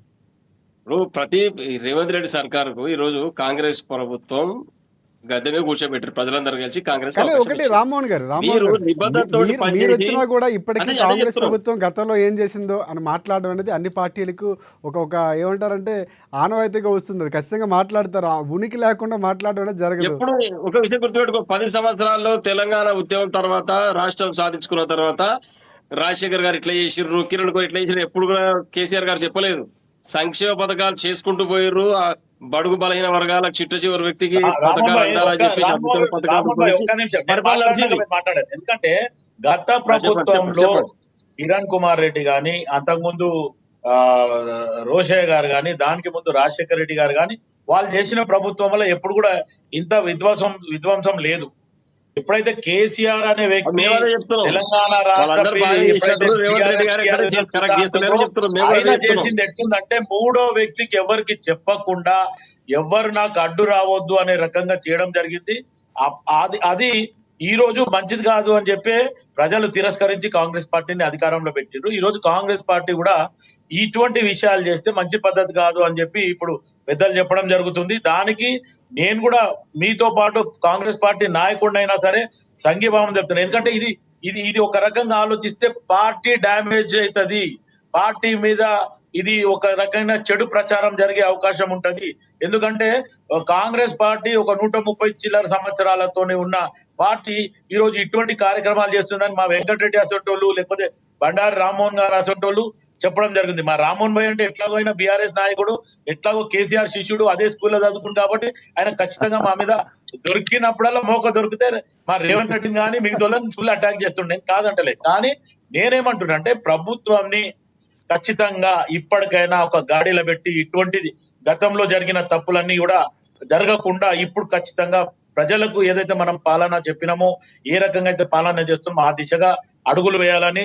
ఆర్ ఇంకోటి ఏమంటే, మొన్నటి వరకు ఎవరి మీద అయితే ఈ స్టూడెంట్స్ మీద కేసులు పెట్టిండ్రు, లేకపోతే ఒక ఇద్దరు అయితే లోపల పోయినరు అనేది ఉన్న సమాచారం. వాళ్ళందరినీ కూడా ఇప్పుడు ఒక రకంగా ఆలోచిస్తే ప్రభుత్వము ఏమి బేషరతుగా కేసులు లేకుండా కేసులు తీసేస్తామని చెప్పడం జరిగింది. ముఖ్యమంత్రి గారు కూడా మాట్లాడడం జరిగింది, బట్టి విక్రమార్క గారు ఉప ముఖ్యమంత్రి గారు మాట్లాడడం జరిగింది, తర్వాత ఐటీ శాఖ మంత్రి దుద్దిల్ల శ్రీధర్ బాబు గారు కూడా మాట్లాడడం జరిగింది. మొత్తానికి ఈ రోజు కాంగ్రెస్ పార్టీ ఈ నిర్ణయం తీసుకోకపోతే ఇంతమంది వచ్చి మాట్లాడాల్సిన అవసరం ఉండకపోయేది. కానీ అది జరిగిపోయింది. జరిగిపోయిన దాని గురించి ఇప్పుడు మళ్ళీ మనం మాట్లాడదాం. కానీ నిజంగా కూడా ఆలోచిస్తే ఆ ల్యాండ్ మటుకు గతంలో ఇందిరాగాంధీ గారు ఇచ్చిండ్రు. ఇందిరాగాంధీ గారి తర్వాత చంద్రబాబు నాయుడు గారు ముఖ్యమంత్రి ఉన్నప్పుడు వేరే వాళ్ళకి ఇవ్వడం జరిగింది. అది వాడలేదు కాబట్టి దాన్ని మేము ప్రభుత్వంకు మళ్ళీ తీసుకుంటున్నాం అనే మాట మటుకు సత్యం. అది దాంట్లో ఎక్కడ ఏదో మాయ మాటలు కానీ ఏదో తప్పుడు సమాచారం అనేది లేదు. దాన్ని ఇంకొక డిసిషన్ ఒకటి తీసుకోవాల్సింది ముఖ్యమంత్రి గారు కానీ మంత్రివర్గం కానీ, ఏమని, ఒకవేళ హెచ్సియు ల్యాండ్ కాదు అనేది అక్కడ ఉన్న వీసీతో కానీ వాళ్ళతోని అది క్లారిటీ తీసుకునేది ఉండే. ఎందుకంటే గతంలో వీళ్ళకి ఇవ్వడం జరిగింది. ఇది ఇక్కడ నుంచి చంద్రబాబు నాయుడు గారు ముఖ్యమంత్రి ఉన్నప్పుడు ఉమ్మడి ఆంధ్రప్రదేశ్ లో ఇట్లా చేయడం జరిగింది. ఇది జరిగింది అనేది ఒక ఉంటే ఈ రోజు ఇటు స్టూడెంట్స్ కి కానీ గవర్నమెంట్ కి కానీ ఇంత పెద్ద ఇష్యూ ఉండకపోయేది. ఇది ఒకటి. రెండోది, ఇదైతే ఫేక్ వీడియోలు ఇవైతే జరిగిందో దాని మీద కేసు కూడా పెట్టడం జరుగుతుంది. దాని మీద నాకు ఇంతకు ముందే నేను క్లినిక్ లో ఉన్నప్పుడు ఒక పిల్లోడు వచ్చిండు, టీఆర్ఎస్ బీఆర్ఎస్ క్యాండిడేట్, అన్న నాకు ఒక ఈ జిమ్ కలది తర్వాత జేసీపీది ప్లస్ ఈ నెమలిలు ఉన్న ఫోటో నేను ఫార్వర్డ్ చేస్తే నాకు ఆల్రెడీ కేసు బుక్ అయినట్టు నా దగ్గరికి నాకు మెసేజ్ వచ్చిందన్న, ఏం చేయమంటారు అన్నాడు. నువ్వు ఏం చేసినావు అని అడిగిన. మా పార్టీకి ఒక ఫార్వర్డ్ చేసిండ్రు, అది నేను ఫార్వర్డ్ చేసిన అన్నాడు. నీ కేసుకి వచ్చి నేను విచారానికి పిలిచినప్పుడు నీకు జరిగిన విషయమే నువ్వు చెప్పు అని చెప్పి టీఆర్ఎస్ నాయకుడికి నేను చెప్పి పంపించడం జరిగింది. రౌండ్ అబౌట్ 4:30కి ఈ రోజు మాట ఇది. అంటే ప్రభుత్వం కూడా ఏదైతే ఫేక్ వీడియోలు పెట్టి టిఆర్ఎస్ ఎవరైతే కేటీఆర్ వర్కింగ్ ప్రెసిడెంట్ అనుకుంటుండో ఆయన కొన్ని చేస్తుండు, అది ఆయన మానుకోవాలా. ఎందుకంటే గతంలో మీరు చేసిన తప్పుల వల్ల ఈ రోజు తెలంగాణ రాష్ట్రాన్ని అప్లపాలు చేసిరు అనేది ఒకటి ఉంటే, ఈ రోజు కూడా ఇంకా మేమే ప్రభుత్వంలో ఉన్నాము, మాదే అధికారం నడుస్తుంది అనే చలామణి ఉంది. ఇంకొక మాట నేను వెంకటరెడ్డి గారు రామన్ భాయ్ ఒక్క నిమిషం, రామన్ భాయ్ కంప్లీట్ చేసేస్తా. ఇంకొకటి ఏంటంటే మా ప్రభుత్వం కూడా ఒక నిర్ణయం తీసుకోవాలా. గతంలో ఉన్న అధికారులు మంచోళ్ళు కారు, వాళ్ళు కేసీఆర్ కి తొత్తులు అని చెప్పినాం కాబట్టి ఇప్పుడు మా ముఖ్యమంత్రి తక్షణ కర్తవ్యం ఏంటంటే ఆ ఉన్న అధికారాలను ఖచ్చితంగా మార్చాలా. వీళ్ళ ఫీడ్బ్యాక్ సరిగా లేదు. ఒక సుప్రీం కోర్టు నిర్ణయం తీసుకొని అదే ఎస్టీయూ ల్యాండ్ లా నీకు ఒక రూమ్ కట్టి నిన్న ఆ జైల్లో పెడతామని చెప్పిందంటే ఇంతకంటే ఇంకా పెద్ద నిర్ణయం ఏముండదు. నేను నిజంగా కూడా ఇది బాధాకరణం. ఇటువంటి మాటలు నేను ఒక లైవ్ లో మాట్లాడుతున్నా, కానీ ప్రభుత్వం కూడా చాలా సార్లు ఇక మీదట అడుగులు వేస్తే ఖచ్చితంగా బీజేపీ వాళ్ళకి కానీ ఇటు టిఆర్ఎస్ వాళ్ళకి కానీ అవకాశం ఇవ్వకుండా చేయాలని చెప్పి శివలాల్ గారు అంటే పార్టీ లైన్ లేకపోతే ఇంకొక అంశాలు కాదు కానీ అంటే ఒక సందర్భానికి ఎలా రీతిగా ఒక స్పందించాలో మీ దాని శైలి స్పందిస్తున్నారు. దానికి రామ్మోహన్ గారు మీరు మాట్లాడుతున్నా ఒక రకంగా ప్రశంస సిగ్నల్స్ ఇస్తున్నారు, సంకేతాలు కూడా ఇస్తున్నారు. ఇందాక మాట్లాడినప్పుడు కానీ ఇప్పుడు మాట్లాడినప్పుడు ఖచ్చితంగా సార్. రాజశేఖర్ గారు ఒక మాట, శివలాల్ గారు నిజంగా చెప్పాలంటే పార్టీ ప్రతినిధిగా ఉండి కూడా ప్రభుత్వం చేసిన తప్పులను ఒప్పుకుంటూ చూసిందా, అది వైద్యమైన లక్షణం అంటున్నాను. గతంలో నెహ్రూ గారు తన మీద తానే విమర్శలు రాసుకునేవారట. నేను చెప్తున్నాను, శివలాల్ గారు చాలా సీనియర్ కాంగ్రెస్ కార్యకర్త, పదవులు ఆశించేవాడు కాదు. అదే పార్టీ అధికారంలో లేకుండా వారి పార్టీని 30 ఏళ్ళుగా పట్టుకొని ఏడుస్తున్నారు. అది సమస్య కాదు. నేను ఈ ఇష్యూ బేస్డ్ మాట్లాడిన చూసినారు, అది కరెక్ట్ అంటున్నాను. అందుకనే నా ఉద్దేశం నేను చాలా సార్లు ఈ జింకల గురించి మాట్లాడేటప్పుడు అది నిజమెంతో తెలియదు కానీ మాట్లాడాను నేను. ఎందుకంటే ఈ ఫార్వర్డ్ చేసే అలవాటు కూడా మంచిది కాదు మన రాజశేఖర్ గారు. బీజేపీ వెంకటరెడ్డి గారు చెప్పండి, మీరు చెప్పండి. ఇప్పుడు వాస్తవానికి శివలాల్ గారు ఉన్న వాస్తవాలను విశ్లేషిస్తున్నాడు. ఒక విశ్లేషకుడు, పార్టీ ప్రతినిధిగా కాకుండా విశ్లేషకుడిగా మాట్లాడడం అనేటువంటిది ఆహ్వానించవలసిన అంశము. వాస్తవాలే మాట్లాడినాడు. గతంలో కూడా మంత్రివర్గానికి సంబంధించి పేర్లు కూడా చెప్పినాడు, కానీ వాస్తవ రూపంలోకి రాలేదు. అయితే ఈ మధ్యన శివలాల్ గారు చాలా చక్కగా మాట్లాడుతున్నారు. మామూలుగా కాంగ్రెస్ పార్టీ ప్రతినిధిగా కాకుండా అడ్డంగా మాట్లాడుతున్నారు. మరి ఆయనకి ఏమైనా భవిష్యత్తు వివరచన ఏమైనా ఉందా మరి నాకు తెలియదు, కానీ ఏదైనప్పుడు కూడా చక్కగా మాట్లాడుతుందని చెప్పి మనం చెప్పాలి. ఏంటి అంటే ప్రధానంగా మీరు ఏమైనా సిగ్నల్స్ ఇస్తున్నారా వెంకటరెడ్డి గారు వ్యూహాత్మకంగా? అంటే మీ వ్యూహం ఇందులో మీ వ్యూహం బయటపడుతుంది ఏమన్నా? బీజేపీ వ్యూహం ఏమైనా ఉందంటారా? కాంగ్రెస్ పార్టీ నేత ఉన్నారు. 30 ఏళ్ళ ఒడిదొడుకులను తట్టుకొని తెలంగాణ వచ్చినాక బ్రహ్మాండమైన బీఆర్ఎస్ గాలి కూడా తట్టుకొని నిలబడ్డవారు. దాని స్నేహిత శంకిస్తారండి వారి గురించి. అట్టి మాట ఆయన ఇష్టం కాదంటలేను, కానీ ఈ ఇష్యూని పెట్టుకొని దాని అయితే అనలేదు నేనైతే. రైట్. బీఆర్ఎస్ పార్టీ రామ్మోహన్ గారు మీరేమంటారు? ఒకటి చెప్తున్నాం, ఇప్పటికే మనం ఇందులో మేము ఆలోచించే కోణం ఏంటంటే ఈ రేవంత్ రెడ్డి పూర్తిగా ఫెయిల్ అయ్యి దీన్ని మన తెలంగాణ ఆత్మగౌరవం ఢిల్లీ దగ్గర తాకట్టు పెట్టడం. మీరు గమనించండి, 14 నెలల లోపల వారు సుమారుగా 60 సార్లు ఢిల్లీ యాత్ర చేసింది రేవంత్ రెడ్డి గారు. అంటే ప్రతి నిర్ణయం అంటే మనం యావరేజ్ గా లెక్కేస్తే వారానికి ఒకసారి ఢిల్లీకి వస్తున్నారు వారు.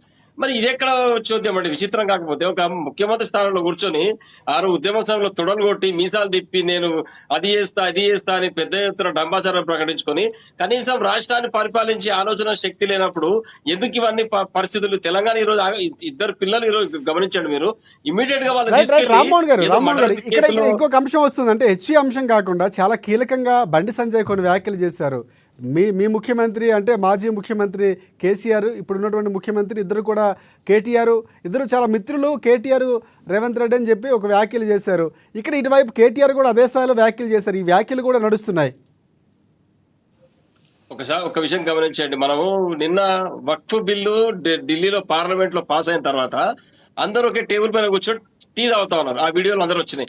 అందులో ఎంఐఎం కావచ్చు, లెఫ్ట్ వింగ్ కావచ్చు, బీజేపీ రామ్మోహన్ గారు ఇక్కడ వీడియోలో కూడా మనం కూడా అది పాత వీడియో అని కొంతమంది అంటున్నారు, ఇప్పుడు వచ్చిన వీడియో అని కొంతమంది అంటున్నారు. సో వీడియో డీకే అరుణ గారు అందులో ఆ టేబుల్ పైన డీకే అరుణ గారు కూడా ఉన్నారు. అరుణ గారు గెలిచింది మననే కదా. కాబట్టి నేనేం చెప్తున్నా అంటే రాజకీయంలో పర్సనల్ ఇష్యూస్ శత్రుత్వం ఎవరికి ఉండదండి. అందరూ కూడా పార్టీ సిద్ధాంతాల కొరకు పార్టీ పైన మాట్లాడతారు, ప్రభుత్వం యొక్క పరిపాలన గురించి మాట్లాడతారు. అందులో వేరే వాళ్ళు మాట్లాడుకోవద్దనే లేదు. ఈ రోజు ప్రతిపక్ష నాయకుల పెళ్లిలకు ముఖ్యమంత్రులు హాజరవుతున్నారు, ప్రధానమంత్రులు అది హాజరవుతున్నారు. ఖచ్చితంగా సంప్రదాయం, అది జరుగుతా ఉంది. సంప్రదాయం కొనసాగుతుంది, ఖచ్చితంగా దాన్ని కొనసాగించాలి. దాన్ని భూతత్తులు పెట్టి చూడాల్సిన అవసరం లేదు. నేను ఒకటి చెప్తున్నాను, ఇప్పుడు రేవంత్ రెడ్డి గారికి పరిపాలన చేత కావట్లేదు, ఇది అందరూ తెలిసిన విషయం. మరోసారి ఈ రోజు ఒక్క విషయం గమని, ఇంత పెద్ద ఇష్యూ, బర్నింగ్ ఇష్యూ, హైకోర్టు కూడా తాత్సారం చేసి వారు కోర్టు చెప్పిన తర్వాత కూడా మీరు జేసీబీలు నడిపించి అక్కడ చెట్లు నరికేసే కార్యక్రమం చేపట్టారు. ఒక్క చెట్టు నరికితే ఇక్కడ స్థానికంగా తహసీల్దార్ గారు కేసులు బుక్ చేస్తారు అనామకుల పైన. ఒక్క అవసరం నరికితే చెట్టు తీసేస్తే కూడా కేసు అవుతుంది వాళ్ళ పైన. ఇటువంటి పరిస్థితులు అక్కడ కీలకమైన భూ విషయంలో 150 ఎకరాల పైచీలకు భూభాగంలో చెట్లను తీసేసి బుల్డోజర్ నడిపించి అక్కడ ఇంకా విచిత్రం ఏంటంటే ఢిల్లీ నుంచి వాళ్ళ పార్టీకి సంబంధించిన పెద్దలు వచ్చేసి పార్టీ ఏసీ పరిశీలనలు వచ్చి ఇక్కడ చెప్తే అప్పుడు నువ్వు ఆపివేయడం అనేది ఇది ఇంతకంటే దౌర్భాగ్య పరిస్థితి. రామ్మోహన్ గారు ఇక్కడ జరిగినటువంటి పరిస్థితులు ఆల్రెడీ ఇందాక శివలాల్ గారు ఒక క్లారిటీ కూడా ఇచ్చారు. జరిగినటువంటి సందర్భానికి ఆయన పార్టీ వర్షన్ కంటే ఆయన వర్షన్ ఒక వాస్తవాన్ని చెప్పారు ఆయన. మళ్ళీ మనం శివలాల్ గారు ఇందాక మీరు మాట్లాడుతూ చాలా అంశాలు పెట్టారు.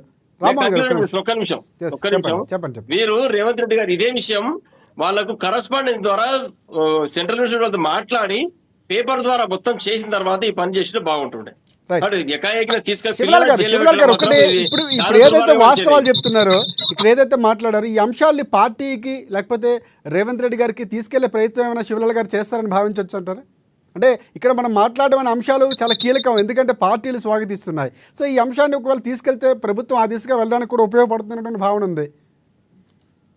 వింటరాంటి వినరు. శివల మాట్లాడారు రేవంత్ రెడ్డి వినాడు. శివలాల్ గారు, రాజశేఖర్ గారు, మీరు నమ్మండి నమ్మకపోండి, నేను మాట్లాడిన ప్రతి ఛానల్ డిబేట్ సన్నివేశాలు ముఖ్యమంత్రి గారు స్వయాన చూస్తున్నారు. నాకు అది తెలుసు, ఎందుకంటే ఆయన పర్సనల్ నంబర్ కి కూడా నేను పంపిస్తున్నాను.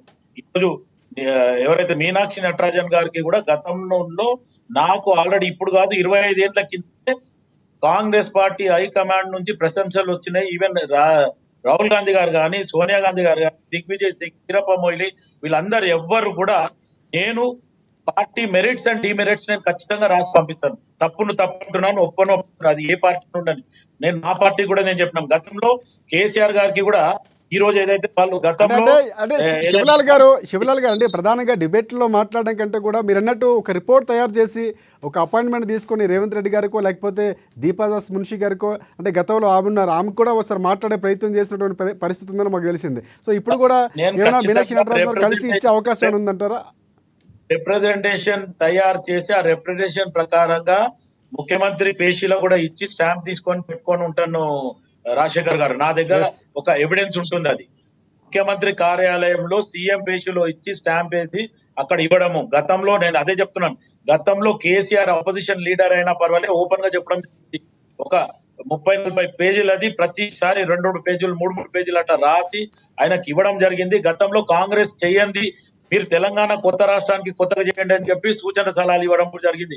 అది కూడా నా దగ్గర ఈ రోజు జతపరిచి దగ్గరనే ఉంది. అయితే నేను ఏమంటున్నా అంటే, కాంగ్రెస్ పార్టీకి అయినా సరే మా సొంత పార్టీకి అయినా నేను ఎప్పటికప్పుడు సూచన సలహాలు రాసి పంపిస్తాను. ఎక్కడ జరుగుతుంది, ఏం జరుగుతుంది, దీన్ని హైకమాండ్ కొంచెం చొరవ చూసి దీని మీద యాక్షన్ తీసుకోండి అని కూడా చెప్పడం జరిగింది. ఈ రోజు కొత్తగా కాదు.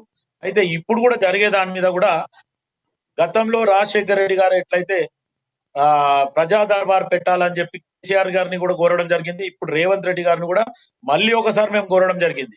ఆయన దృష్టి పెట్టి ఖచ్చితంగా ప్రజలకు ఏదైతే సమస్యలు ఉన్నాయో ముఖ్యమంత్రిని నేరుగా కలిస్తే అది జరుగుతుందా జరగదా మాట ప్రజలలో ఒక మంచి అభిప్రాయం వస్తుంది, ఒక మంచి నిర్ణయానికి ఒక మార్గం పడుతుంది అనే ఒక ఉద్దేశంతోనే నేను ఈ మాట చెప్పడం జరిగింది. ముఖ్యమంత్రి గారు ఇప్పటి వరకు జరిగింది ఒక నిమిషం ఆయన పక్కన పెట్టేస్తే, ఇప్పుడు ముఖ్యమంత్రి గారికి బీజేపీకి లింక్ ఉందని చెప్పి కొంతమంది బీఆర్ఎస్ వాళ్ళు మాట్లాడడము, ఇవన్నీ ఎట్లయిపోయింది అంటే ఒక పార్టీ నుంచి ఒక పార్టీ ఆయన బడాబాయ్ అన్నదే తప్పైపోయింది ఇప్పటి వరకు. మొత్తం బడాబాయ్ చోటాబాయ్ అంటున్నారు. చోటాబాయ్ సుబానల్లా అనే అంటారు. అట్లా ఉంది వీళ్ళ కథ. అంటే 400 ఎకరాలు కాదు, దాని వెనక కొన్ని కోట్లు, అంటే దాదాపుగా 1000 కోట్ల రూపాయల వ్యవహారం ఉంది. అది కూడా బయటకు తీస్తాం. ఇక్కడ ఉన్నటువంటి అంటే ప్రధానంగా ఒక ఢిల్లీలో నేతలు చెప్పులు మోస్తే మరొకరు ఢిల్లీలో బ్యాగులు మోస్తున్నారు. సో ప్రధానంగా బీజేపీ పార్టీకి సంబంధించి ఒక ఎంపీ ఉన్నారని కొన్ని వ్యాఖ్యలు చేశారు. సో ఆ రేవంత్ రెడ్డి వ్యాఖ్యలు లేకపోతే ఇక్కడ ఉన్నటువంటి వ్యాఖ్యలు అయితే కేటీఆర్ ఎప్పటికప్పుడు వ్యాఖ్యలు ఒక వినూత్నంగా చేస్తున్నారు. ఇక్కడ 400 ఎకరాలు కాదు, దానికి వెనక ఇంకా ఉంది, భారీ కుంభకోణం ఉంది అంటున్నారు. మీరేమంటారు?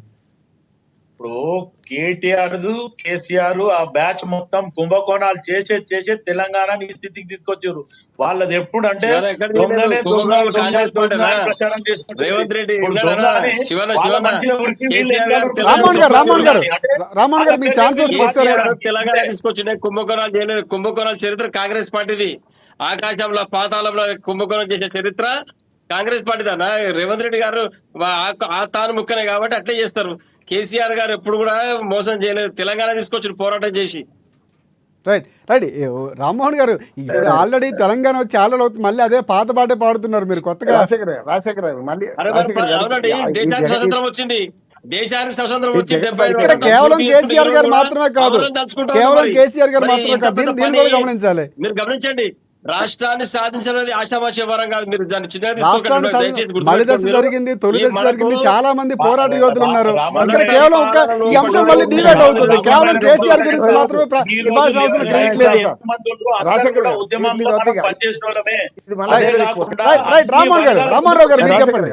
రామ్మోహన్ గారు ఇది వేరే పోతుంది సార్. నా ఇప్పుడు ఇది వద్దు, ఎందుకంటే మళ్ళీ తమ్సుంటాను. నేను ఒకటే చెప్తున్నాను, అఖల్ మందుకో ఇషారా కాఫీ అంటున్నాను. నిజంగా చెప్పానంటే రాజుగారికి బట్టలు లేవో అని శివకుమార్ గారు లాంటి వాళ్ళు చెప్తున్నారు అంటున్నాను నేను. అంటే శివలాల్ గారు చెప్తున్నారంటే ఎందుకంటే గతంలో మనకు మన దివ్య వస్త్రాలు వేసుకున్నాను, రాజు నగ్నంగా ఊరేగుతుంటే ఒక పిల్లవాడు చెప్తాడు రాజుగారికి బట్టలు లేవని. రేవంత్ రెడ్డి గారు దగ్గరగా ఉన్న వాళ్ళు చెప్పకపోవచ్చు, శివలాల్ గారు లాంటి వాళ్ళు చెప్తున్నారు, వినాలంటున్నాను పర్వాలేదు. ఎందుకంటే అఖల్ మందుకో ఇషారా కాఫీ అంటారు. కానీ రేవంత్ రెడ్డి గారు గమనిస్తలేరు దాన్ని అంటున్నాను నేను. ఎందుకంటే ఎంత చెప్పినా వారి ఆవేదన ఎంత ఉన్నా రేవంత్ రెడ్డి స్కూల్ వేరు, శివలాల్ గారి స్కూల్ వేరు అంటున్నాను. ఈ స్కూల్ ఏమో కాంగ్రెస్ స్కూల్, మొదటి నుంచి ఉన్న కాంగ్రెస్ స్కూల్. అదేమో కాంగ్రెస్ వచ్చిన స్పష్టంగా చెప్తున్నాను, మేము మధ్య వివడిది అని కాదు. రేవంత్ రెడ్డి గారి మనస్తత్వం అచ్చంగా కేసీఆర్ గారి మనస్తత్వం ఏమి తేడా లేదంటున్నాను. ఆయనని ఎంతనే ఈయనని ఎంతనే.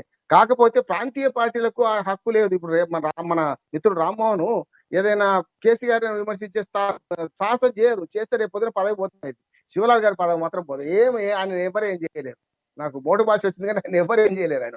అట్లాగే మరి కొంచెము బీజేపీకి అయితే వెంకటరెడ్డి గారు కూడా కొంచెం ఇబ్బందులు ఉంటాయి, ఎందుకంటే మోడీని ఏమనలేరు. కానీ కాంగ్రెస్ లో స్వేచ్ఛ ఏముందంటే అనే స్వేచ్ఛ ఉన్నది, పడే స్వేచ్ఛ కూడా ఉంది. కానీ ఇక్కడ వినేవాళ్ళు లేడు. సమస్య కూడా వచ్చిందంటే అరణ్యరోధన అవుతుంది. మీరు ఒక్కరే కాదు శివలాల్ గారు, నాతో చాలా మంది దగ్గర మిత్రులు. ఎందుకంటే గీతారెడ్డి గారు లాంటి వాళ్ళు, అంటే ఆమె లేదు కానీ మా ఇంట్లో ఓటరు. నేను స్పష్టంగా చెప్తున్నాను, కాంగ్రెస్ లోని సీనియర్ నాయకులందరూ కూడా ఈ పనితీరు పట్ల వ్యతిరేకత అంటే అసంతృప్తితో ఉన్నారు. ఒక అవకాశం వచ్చింది మన ముఖ్యమంత్రి రేవంత్ రెడ్డికి, మనకు 5 ఏళ్ళు ఛాన్స్ వచ్చింది, 10 ఏళ్ల తర్వాత తెలంగాణ ఆవిర్భావం మనకు ఛాన్స్ వచ్చింది, దీన్ని దుర్వినియోగం చేసుకుంటున్నామనే ఆవేదన, బాధ చాలా మంది కాంగ్రెస్ కార్యకర్తలో ఉంది. మీరు ఎందుకంటే కొన్నిసార్లు చెప్పడానికి సాహసించకపోవచ్చు, మీరు చెప్తున్నారు బహిరంగంగా. కానీ ఇక్కడ ఏమవుతుందంటే దాన్ని గమనించని మనస్తత్వం రేవంత్ రెడ్డి గారు అంటున్నాడు. మోర్దోపు అంటే ఇప్పుడు మోర్దోపు వేషం అంటాం, అది మోటి పదం ఏం, తెలంగాణలో మోర్దోపుకు పోతున్నాడు వాడు అంటాం. అది జరుగుతున్నది. అంటే అనుకున్న తడవగా చేసుకుంటూ పోతే ఏమైంది అంటే చివరికి తన పార్టీ వాళ్ళే గేలి చేస్తారు. కంక్లూడ్ చేయండి. చేస్తున్నా, 1 నిమిషాలు చేస్తాను. ఇవాళ ఎన్ఎస్ఐ స్టూడెంట్స్ కూడా మా ముఖ్యమంత్రికి సెన్స్ లేదు అనే ఒక మాట అనగలిగినంటే ఎంత మనకు ఆవేదన. అంటే ఇప్పుడు ఇవాళ ట్రంప్ అట్లే అంటున్నారు, ట్రంప్ పిచ్చోడు అంటున్నారు. అంటే ఆ మాట వినని అంటలేదు, కానీ సెన్సిల్ అయితే అన్నారు. ఏది అది ఎన్ఎస్సీఐ కార్యకర్తలు ఇంక్లూడింగ్ నేను శివలాల్ గారు వైస్ మ్యాన్ కనుక వారు అటువంటి వ్యాఖ్యలు చేయరు. కానీ ఎన్ఎస్సీ స్టూడెంట్స్ ఆ వ్యాఖ్యలు చేసిన ఎస్సీఎస్ భూములు చేశారు కదా. దయచేసి రేవంత్ రెడ్డి గారికి మనందరం విజ్ఞప్తి చేద్దాం. ఎందుకంటే మనందరం రేవంత్ రెడ్డికి శత్రువులు కాదు. తెలంగాణ రాష్ట్ర పరిపాలన బాగా సాగాలి, 3.5 ఏళ్ళు మంచిగా ఉండాలి, సుఖంగా ఉండాలి, ప్రభుత్వం ప్రజలకు మేలు చేయాలని కోరుకుందాం. రైట్, బిఆర్ఎస్ రామ్మోహన్ గారు మీరు కంక్లూడ్ చేయండి. ఇప్పటికే చెప్పేది, ప్రభుత్వం కళ్ళు తెరిచింది కాబట్టి కోర్టు పెద్దలు విద్యార్థి సంఘాలు పెద్ద ఎత్తున పోరాటం చేసి మనం ఒక సెంట్రల్ యూనివర్సిటీకి సంబంధించిన ల్యాండ్ మనం మళ్ళీ వాపసు తీసుకోవాలి. ఇప్పుడు టెక్నికల్ గా దాన్ని వారు రిజిస్ట్రేషన్ చేసి పత్రాలు యూనివర్సిటీకి రిజిస్ట్రార్ గారికి అందించాలని చెప్పి డిమాండ్ చేస్తాను. దాంతో పాటు ముఖ్యంగా ఇటువంటి ఏమైనా కాంట్రవర్సీ సంబంధించినటువంటి కార్యక్రమాలు చేపట్టే ముందు అఖిలపక్షంతో సమావేశం ఏర్పాటు చేసి పెద్దలకు ఎత్తే మర్యాద ఏం పోదండి. ముఖ్యమంత్రి గారు ముఖ్యమంత్రి ఉంటారు, ఆయన మీటింగ్ పెట్టి అడిగినంత మాత్రం వారు విలువ తక్కువ కాదు. కాబట్టి ఇప్పటికైనా కళ్ళు తెరిచి రేవంత్ రెడ్డి గారు ప్రతిపక్షాల సమావేశం ఏర్పాటు చేసి మేధావులతో సంఘాలతోటి ఏ విభాగానికి సంబంధించిన పని తీసుకుంటే ఆ సంబంధించినటువంటి సామాజిక వర్గాలు కావచ్చు, మేధావి వర్గం కావచ్చు, సామాజిక విశ్లేషకులు కావచ్చు, అందరి నిర్ణయాలు తీసుకొని పని చేస్తే బాగుంటది. లేదు నేను చేసే కెపాసిటీ నాకు ఉంది, నేను అన్ని చేయగలుగుతా అంటే మంచి నిర్ణయం తీసుకొని ఎక్కడ అబాస్ పాలు కాకుండా, తెలంగాణ ఆత్మగౌరవ దెబ్బతినకుండా, ప్రభుత్వం అబాస్ పాలు కాకుండా నిర్ణయం తీసుకొని ప్రజలకు మేలు చేసే విధంగా పని ఉంటే చేయొచ్చు, అందులో ఇబ్బంది లేదు.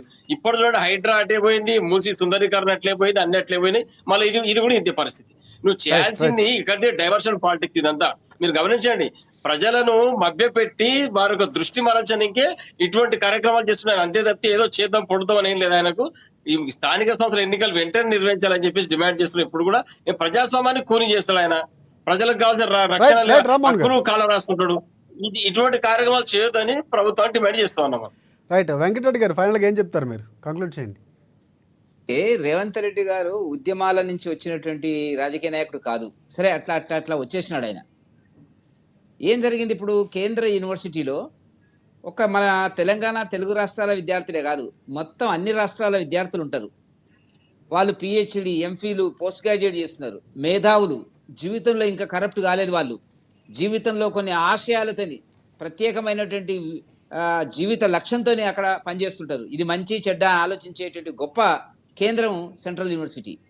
వాళ్ళని తక్కువ అంచనా వేసుకున్నారు. వచ్చింది కాంగ్రెస్ పార్టీ, వాళ్ళ జోలిపోతే ఏమవుతుంది అనేటువంటిది. అక్కడ ఎవడండి, వేరే వాళ్ళు, వేరే రాష్ట్రాల వాళ్ళు, నార్త్ వాళ్ళు ఆ యుద్ధంలో ఉన్నటువంటి పరిస్థితి. కాబట్టి అక్కడ ఘోరంగా విఫలమైనటువంటి పరిస్థితి మనకు కనపడుతున్నటువంటిది. రెండోది, ఇప్పటికి కూడా ఏంటంటే రాష్ట్ర ప్రభుత్వము ఆ 400 ఎకరాలకు సంబంధించి బట్టి కుమార్ గారు ఏమంటారు అంటే అది అట్లనే ఉంటుంది, దాని మీద కోర్టు జడ్జిమెంటు అని ఇంకేదో ఆశలు దాని మీద పెడుతున్నారు. ఇష్యూని ఎక్కడ డైవర్ట్ చేసారంటే ఆర్టిఫిషియల్ ఇంటెలిజెన్స్కు డైవర్ట్ చేసి చేసినటువంటి తప్పును, అవమానాన్ని, ఆ డ్యామేజ్ని రక్షించుకునే ప్రయత్నం చేస్తున్నటువంటి పరిస్థితి. నిజానికి మన కాంగ్రెస్ మిత్రుల్ని మనం శివలాల్ గారిని అభినందించాలి. ఎందుకంటే రాజకీయాలకు అతీతంగా ఆయన ఉన్నటువంటి వాస్తవమైన పరిస్థితి మనం అందరం మాట్లాడుతుంది ఈ ఇష్యూ మీద. అదే అభిప్రాయంతో ఏకీభవించినటువంటి పరిస్థితి. సరే, మరి అసంతృప్తితో ఉన్నాడా పార్టీలో? మరి సీనియర్గా ఉండి అందరికి పదవులు వస్తున్నాయి, పదవులు రాలేదని ఉన్నదా?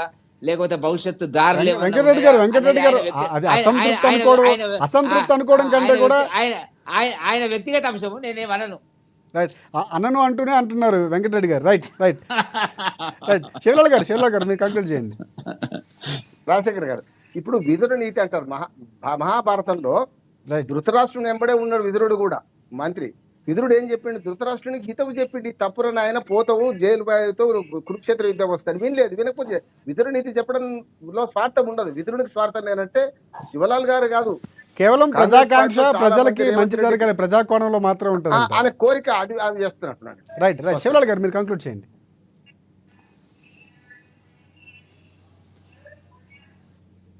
శివలాల్ గారు కంక్లూడ్ చేయండి. మ్యూట్లో ఉన్నా. శివలాల్ గారు మీ వాయిస్ వినిపించట్లేదు, మ్యూట్ లో ఉందేమో ఒకసారి చూడండి. ఓకే, అయితే మన వెంకటరెడ్డి గారు అయినా సరే, బండారి రామ్మోహన్ గారు అయినా సరే, మన బిఆర్ఎస్ రామ్మోహన్ గారు అయినా సరే, నేను ఒకటే, నాకు ఏదో పదవి వస్తుందా పదవి లేదా అనేది ఆల్మోస్ట్ ఆల్ 60 సంవత్సరాలు దాటింది. ఇప్పటి వరకు ఉద్యమాలలో ఉన్నాము, పార్టీలో ఉన్నాము. 42 సంవత్సరాలు 43 సంవత్సరాల నుంచి పార్టీలు ఉన్నాము. ఎవడు మనల్ని గుర్తించినా గుర్తించకపోయినా మనకు హైకమాండ్ నుంచి, మా పార్టీ హైకమాండ్ నుంచి అధికారంలో ఉన్నప్పుడు 25 ఏళ్ల కిందనే నాకు ప్రశంసలు వచ్చినాయి. కాకపోతే అది లామినేషన్ చేసి దగ్గర పెట్టుకున్నాం తప్ప ఇంకా ఇంత ఇచ్చలేదు. మనం అడ్డదారి పోయేది లేదు, పైరవీలు చేసేది లేదు.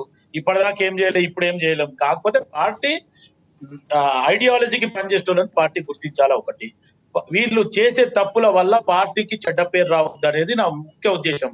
గతంలో మన కిషన్ రెడ్డి గారు ఫస్ట్ టైం అధ్యక్షుడు అయినప్పుడు నాకు సెంట్రల్ కెళ్ళి ఆహ్వానం వచ్చింది పార్టీల చైర్మన్.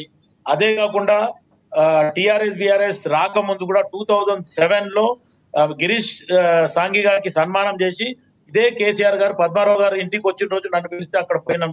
అప్పుడు కాంగ్రెస్ పార్టీ టిఆర్ఎస్ అలయన్స్ తో పోరాడిన టైము. అప్పుడు కూడా నేను కేసీఆర్ గారితో మాట్లాడడం జరిగింది. కేసీఆర్ గారు డైరెక్ట్ టీఆర్ఎస్ భవన్ కి నీకు ఫోన్ వస్తుంది, నువ్వు పార్టీలో జాయిన్ గా అని చెప్పిండు.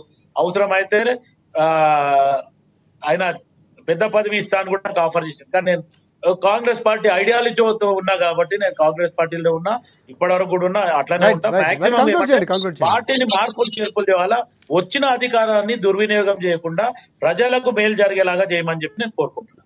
రైట్ థ్యాంక్ యూ రామ్మోహన్ గారు, శివలాల్ గారు. ప్రధానంగా మీరు వెళ్ళుకున్నటువంటి వే ఏదైతే ఉందో ఆ వెళ్ళండి రిప్రజెంటేషన్ ఇస్తానన్నారు. సో అది కూడా ఇవ్వాలని మేము కోరుకుంటాం. అండ్ ప్రధానంగా మిగతా పాల్గొన్నటువంటి గెస్టులందరికీ కూడా ధన్యవాదాలు. అండ్ రామ్మోహన్ గారికి మీకు ప్రత్యేకంగా ధన్యవాదాలు. వెంకటరెడ్డి గారు మీకు కూడా ధన్యవాదాలు. అలాగే రామ్మోహన్ గారు బీఆర్ఎస్ పార్టీ మీకు కూడా ప్రత్యేకంగా ధన్యవాదాలు. అండ్ ప్రధానంగా హెచ్యూ అంశం అనేది ఒక మలుపు తిరిగింది. సో కోర్టు తీర్పు వచ్చినంత వరకు కొంతవరకు రిజర్వ్లో ఉంది. సో ఏం జరగబోతుంది, విచారణ తర్వాత తీర్పు ఎప్పుడు వెల్లడించబోతుంది, ఇవన్నీ చాలా కీలకం. సో ఇక్కడ ఇప్పుడు ప్రభుత్వం ఒక నిర్ణయం అయితే తీసుకుంది. ఇన్ని రోజులు విద్యార్థులు చేసినటువంటి ఒక అంశం ఏదైతే ఉందో దానికి తెరపడింది.